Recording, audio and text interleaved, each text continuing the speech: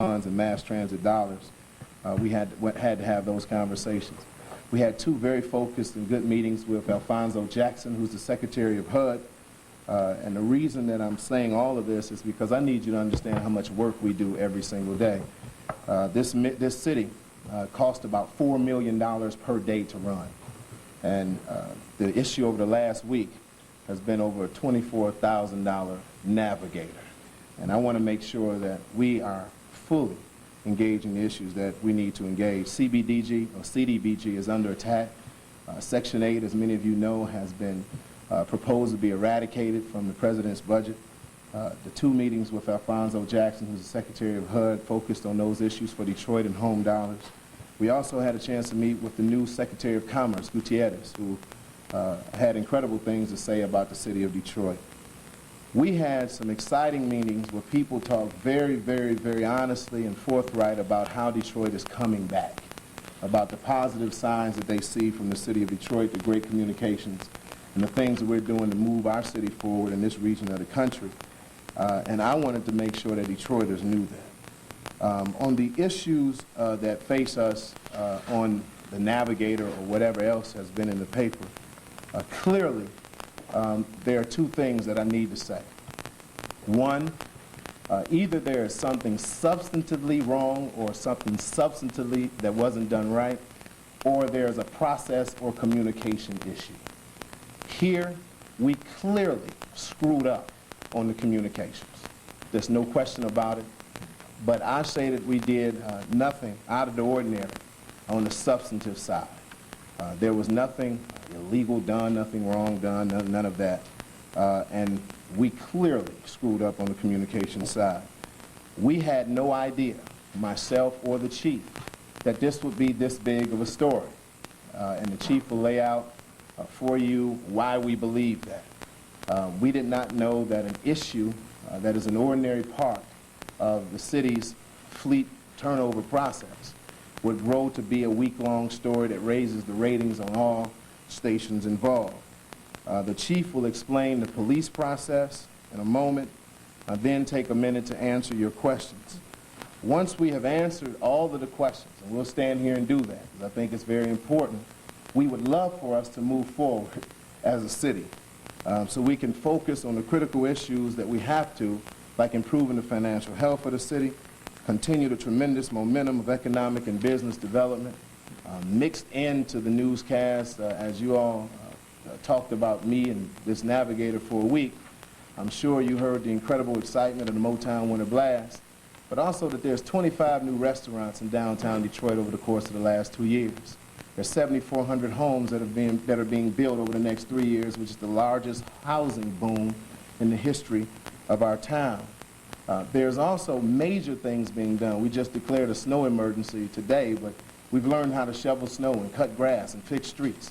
So all of these different things that are happening, I don't want it to impede the progress of the overwhelming majority of the things that are going on in the city of Detroit.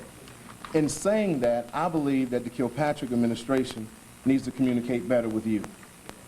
We have to do that. This is an issue that I believe that we all have made mistakes. And when I say all, I mean my administration, yes, and the media have made mistakes. And I think it's imperative that from this point forward, we communicate better. That's why I'm offering weekly briefings with the media, starting a week from Monday. Every Monday in the afternoon, we will set a day, a time that I will be there every week to talk to the media about anything you want to talk about and about the things that we need to address with you. I think that is imperative.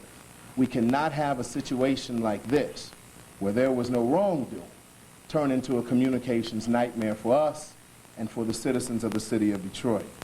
I also want to do that to restore the civility and integrity of our city.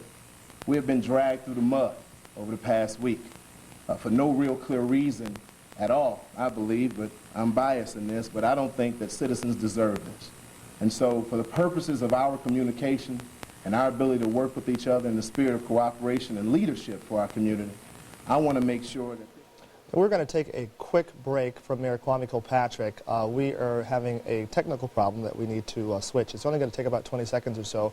But as you heard Mayor Kwame Kilpatrick there saying, first of all, that he admits that the administration has a communication problem in terms of having screwed up on this Navigator issue. Again, we have our signal back. Let's listen back in to Mayor Kwame Kilpatrick. And lastly, I have to discuss one other thing. That is not in my talking points and probably going to drive my communications people crazy, but I need to do this. Many of you went to great schools, you studied very hard, you wanted to be a journalist since you were a child, and you're living your dream. The type of reporting, the type of aggressive, harassing, assaultive behavior that I've experienced, and members of my team have experienced, and also my family has experienced over the past few days, is beyond your journalistic integrity. I believe that many of you as reporters believe the same thing. You probably won't tell me in here, but you believe the same thing. There is no excuse for my mom, a congresswoman in this community for 30 years serving the public, coming out of a Martin Luther King Day celebration and nearly being pushed down by a reporter. There's no reason for aggressive behavior of mics hitting you on the arm, jabs to your side, and assaultive language being used by reporters. I don't believe you in this room believe that's the way in which we should conduct ourselves as human beings, first of all, but as leaders and communicators with the public. So I had to say that as we engage in this spirit of cooperation and this transparency and this availing ourselves to you, that we be responsible enough to give our citizens and our public and the people who view your stations or who read your newspapers or who listen to your news radio, that we give them the very best of ourselves and our professions as well. At this time, I want to turn it over to the chief, who will give a very detailed, oriented, fact-based analysis and assessment of this Navigator issue.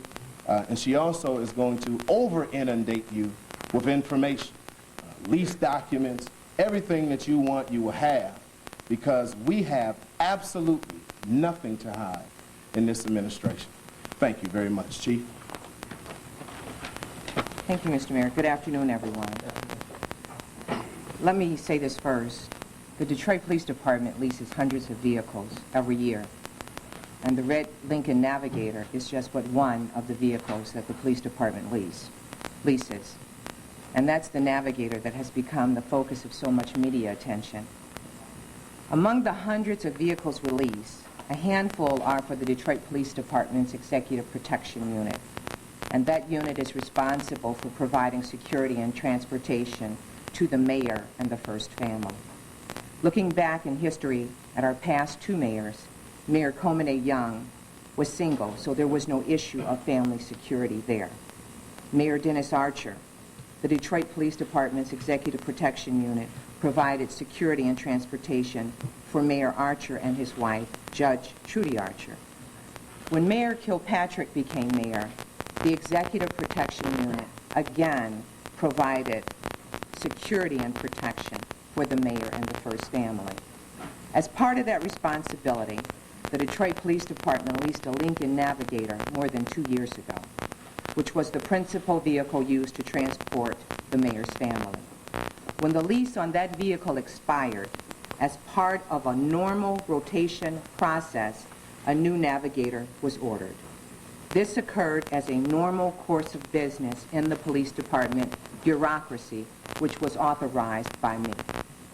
I never consult the mayor in the lease of vehicles for the Detroit Police Department. When the mayor became aware that the Navigator had been ordered and he became aware of the price for the 2-year lease, he told me he didn't want it and to take it back. Obviously, the police department has few places where a vehicle of this type can be used. As a result, I directed that it be assigned for use in undercover work. Unfortunately, by the time that decision had been made, it had been compromised because of the attention, and it could no longer be considered for that use. But before I take any questions, I'm going to ask, if not, okay, we've got them, that we go over the lease documents. And I want to start off with this package right here. Because for over 2 years, everyone in the media has known that we have leased a Lincoln Navigator for use by the Executive Protection Unit to move the first family. So this is no big secret. This lease commenced in September of 2002. It was a 1-year lease for $14,100 that expired in August of 2003. And in 2003, I authorized the renewal of this lease. This is the Navigator that everyone here has known about for over 2 years. Last year, because we had had this vehicle for several years, I authorized the lease of another Lincoln Navigator, which has become the focus of the last week and a half, and I think has pretty much destroyed our city over something that you've known for several years has been in existence. I authorized the department to enter into a new lease for a Lincoln Navigator, and this Lincoln Navigator was for a lease period of 24 months. You've shown all the documents on television. Now I've provided them to you again. You have a retail order for receipt of the vehicle on December the 7th, and the total cost is $24,995. You also have the sticker tag, which shows you that this vehicle contained certain equipment as part of the overall purchase price.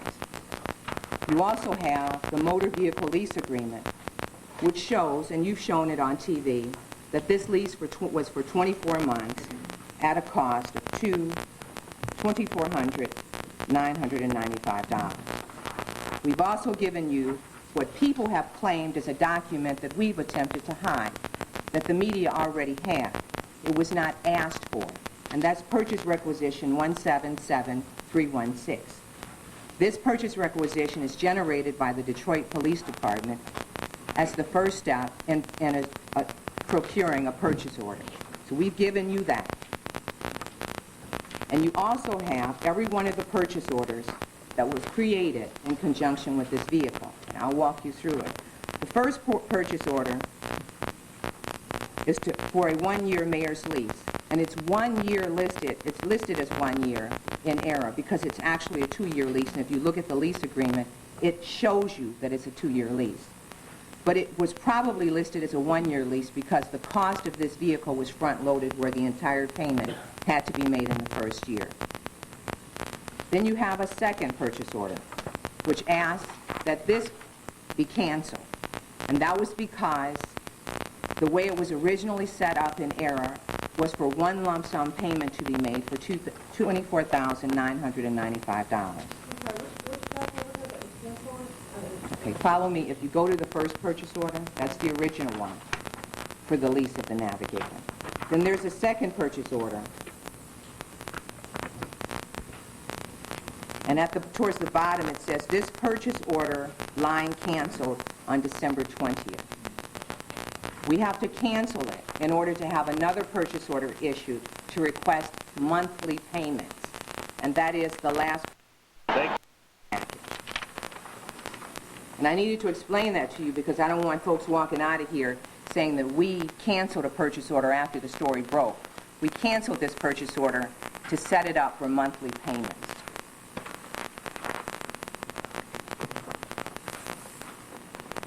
Now, I thought it was important, and let me back up one step. What you see is redacted are names, because as chief of the Detroit Police Department, I assume responsibility. And these are police officers in the police department that are in the procurement process, and that is where their signatures exist. And so, as far as I am concerned, since I am the chief of the department, I assume accountability for these documents.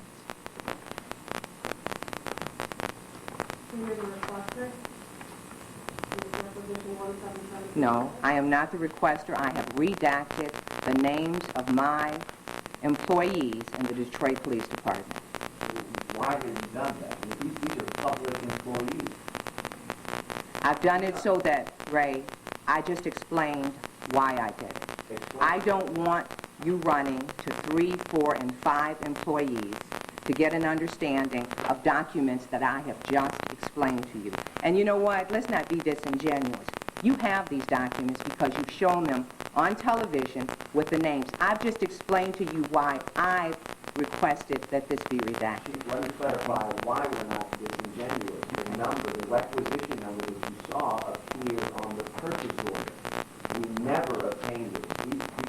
I'm sorry, the requisition? This requisition number that you've seen for the first time today, we've never had. Okay, but it was my understanding, Ray, that that was not part, a purchase requisition. I don't know, Ray. I'm just telling you what I understand.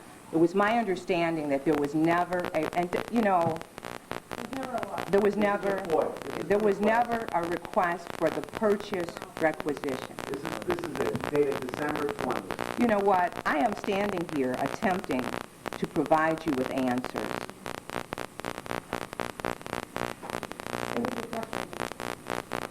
Chief, And you don't think I get frustrated? Okay. Chief, I'm trying to provide you with accurate answers with the exception of redacting my employees' names. Why? But you know what, Ray? Why don't you let me see that? Because I never received a FOIA request. Why? Okay. That's an official FOIA request from Channel 7 dated December 20th. Okay. It's clearly there. And the law department missed the deadline. This is the first time we're seeing it. But let's get back to the name. Why do you think that you have to hide a name? The mayor just got up. I didn't say that I had to hide a name. I just stood here, and I'm not going to get into a debate with you because that's not my nature, and I'm not going to let you lull me into that. But let me just say this. I've explained the reason why I've had my employee's name redacted, and I have indicated that as chief of the Detroit Police Department, I assume responsibility for this process that carries the name of more than 3 of my employees. I do not believe that my employees should be subjected to people coming to their homes to ask them questions about documents that I've just thoroughly explained. And so does anybody else have a question? I would ask Chief, under what provision of the Freedom of Information Act that you've made that decision? That's a legal call, and if you can make that redaction, I think you have to cite what provision of the law that you made it under. Do you have that? I am not supplying these documents in conjunction with the Freedom of Information Act. So if we Let me finish. I provided you with these documents today to walk you through both of the vehicles since 2002. This is not a response to the FOIA request. That is something that has to be deferred to the law department. I did not receive the FOIA request, nor did I respond to it. Chief, I want to ask about the number 24995. That's $5 under the limit that would need to have approval of City Council. When I asked the administration about that, they said that Bob Maxey came up with that number. When I asked Bob Maxey, he said clearly that was the city that came up with that number. Can we find out once and for all how we came up with that number and what the reason was for? If you look at, and I can't because I'm not the one that went to Bob Maxey, but if you look at the lease agreement, it's very clear that under the rebate and non-cash credits, the city was accorded a $3,000 rebate. I didn't put that number there. That was something that the dealership put there. I'm sorry. My understanding is that the city came in and said, we have $24,995 to work with. What can we do? And at first they had asked for a 1-year lease.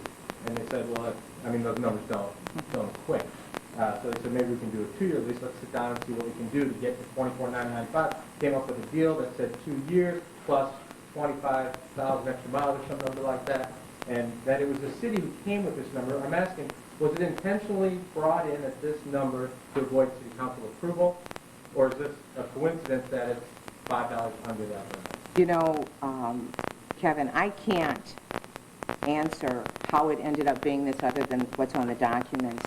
It was not an intent to circumvent any city council process. On the larger issue of this vehicle itself and what it was intended to be used for, why wasn't this information made public when we first began asking about it? We were told, the mayor knew nothing about this, we were told this was not a vehicle to be used for his family, and now in fact it is. Why did everyone lie? That's and I'm not saying that everyone lied. I think the mayor just stood up here and he said that we as an administration did some things wrong and there were some communication breakdowns. Well, I mean, we were point blank, this was not for the mayor's family. This was not for the mayor's family, but now you're standing up here and telling me this is. I am the chief of police. Why not say that? Continue. First of all, I never appeared on camera. And the reason I didn't deal with this is within the last 2 months, and I think if you go backwards, you'll notice, I hired a press person, okay? And in almost the last 2 months, I may have appeared in the media maybe once or twice. And the press person was hired to handle matters that did not have to rise to my level. I had no idea, and when I spoke with the mayor, when this started blowing up, I had no idea that this story was going to grow hair, ears, a mouth, nose, arms, legs, and take off running. Why did you say that? And did that happen because people were told? you know what? And I'm sure it did. I'm sure it did. And that's why it is so important for me to go through the documents and provide you with the same documents that we possess. Because, yes, there was a communication mishap. Yes, there was. Nobody intended to hide the fact that this was... I can only tell you what my intentions are, and I am not aware of any intention on behalf of any of my employees to mislead you in anything that was said. Chief, you said that the first lease, which you gave us, expired in September. Okay, there was a piece that I missed out on there. If you look at the very last page, this first lease was a one-year lease, as I indicated, I believe, from August of 02 to September of 03. The last page is a letter from the company that we were leasing it from saying that if you wanted to extend it another year, that we would be allowed to do so at the regular lease amount, and we executed that. I just can't locate those documents. But we continued the lease on this vehicle for over another year. So you continued the lease on this vehicle, Right. and then you went ahead and purchased another. No. Where does this Follow me. August 02 to September 03. And in September of 03 until November of last year, we had this Navigator. Okay, Navigator? yes, it is. Or yes, it was. And in November, And what was that Navigator used for? I believe my comments indicated that we leased that vehicle for the Executive Protection Unit to move the First Family Unit. I believe I've answered that. And in November, I authorized the lease of what has become the story for the last week So or my so. question is, in your statement earlier, you had said that the mayor said he told me he didn't want it and take it back. You ordered it in November. When was that statement made? We didn't, it was like mid-December. We did not take delivery of this vehicle until December 7th, and the documents will show you that. So you took delivery on December 7th, but there was a time period that car was in the possession, and then a week or two later, he said, I don't want it? No. If I'm not mistaken, the mayor was out of town the week that we took delivery of this car. And when we took delivery of the car, let's call it the maroon versus the red, okay? So we had both Navigators in our inventory. We had to remove the lights and sirens and the plates from one Navigator and put it on the next Navigator. But that doesn't answer the question. Okay, what's your specific My question? specific question is, when did he say, when was the mayor made aware of the cost of this car, and then he told you he didn't want it? You know what, because I don't have a specific date, but I do know that it was in mid-December. Probably So about a once the mayor- week after we took delivery of the vehicle. So once the mayor said he did not want it, then you took that car... I took the vehicle back and put it, in a secure police facility. but not with anything was undercover, not fired. You know what? My intent was to assign it to undercover operations, but by the time all of this happened, the information about this car was already out there. So it never was assigned for undercover operations. So then why would the lights have been installed? The lights were installed in the first vehicle because the vehicle was used by the Executive Protection Unit to move the First Family. Those are police officers moving the First Family. And because the second vehicle was for the same thing, I had everything in the first vehicle put onto the second vehicle. Same purpose. When approximately was that? You know, we took delivery on December the 7th, and I would almost have to say it was within 2 or 3 days of getting the red Navigator. But just this week, and I know you're not the person who told me that that's not what happened, but the deputy mayor stood up on camera and told me that these were put in afterwards, that these were not put in because it was a car for the mayor's family.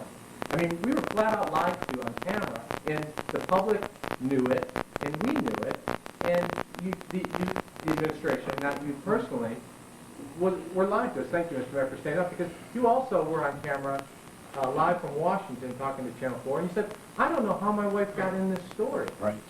And then we were lied to repeatedly day after day after day. I take exception with that. I don't think that anybody here lied to you. Lying is knowingly giving misinformation. And I don't think anybody here did that, including myself. Let me backtrack you. There is no governor in this state, in this country, and probably any mayor of any major city that manages fleet and lease orders. Not from their police department, their recreation department, or their PLD department, or DPW department. I think everyone needs to know that. I just said it takes about $4 million a day to run this town. Probably from this point forward, we'll probably talk a lot more about what's going on, but I never, ever have requested, have asked for, have said anything that says, get me a vehicle. You need to know that, Kevin. No, never. When I walk outside of my home on the way to a press conference with the Detroit media, I don't know what's going to be sitting there. And I need to explain that. I don't. That is not, we don't have my car. So we don't do that. The Executive Protection Unit, they do the vehicle stuff.